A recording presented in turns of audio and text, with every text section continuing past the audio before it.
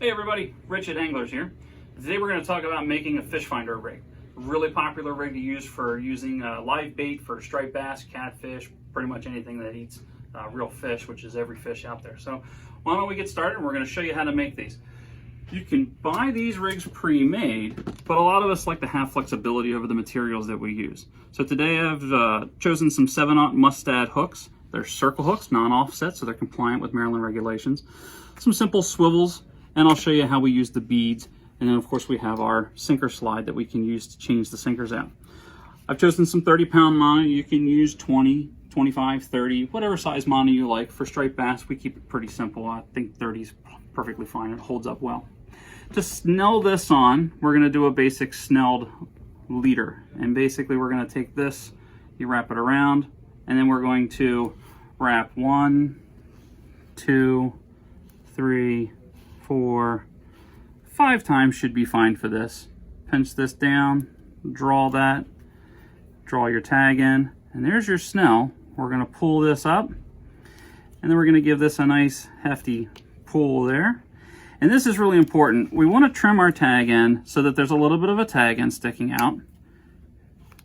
And then the important part is, once we've cut our leader to length, we're going to put the leader down through the eye. And so this is what it's going to look like when you get done. And this is really important to make circle hooks work properly. A circle hook wants to turn. That's how you get the point to stick into the fish's mouth.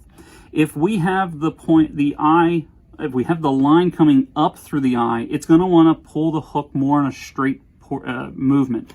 And we want this to spin around. And so by this coming down through the eye, it wants to pull the hook in a circular motion, driving that point into the fish's mouth. So that's really, really important. Once we have that set, we can go to the other end of our leader. And whatever knot works best for you to tie your swivel on, and whatever size swivel you want. I'm doing a simple uni knot. Make a loop over top of those two pieces. Come through about 4 or 5 times.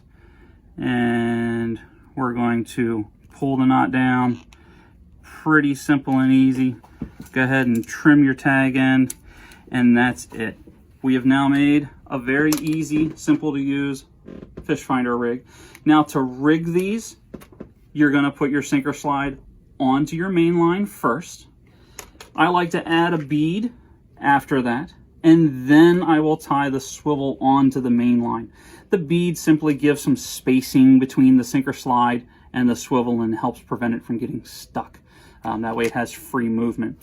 And then when you're ready to put your bait on, the way I like to rig my live bait on a perch or on a spot, right behind the head, just before the dorsal, I like to put that hook right in that chunk of meat behind his head there. And that keeps the fish alive. It allows him to freely swim around and makes him very vulnerable to larger predators. I try to avoid putting the hook anywhere in the face, in the mouth or the eyes, because that can kill the bait fish quicker than I want him to. The other alternative is to put the hook in the back by the tail. Still allows the fish to swim a little bit free. That works well as well. So I hope this helps you guys understand how a fish finder rig is made. And if you need any of the materials, stop by and say hi. Good luck out there. Have fun.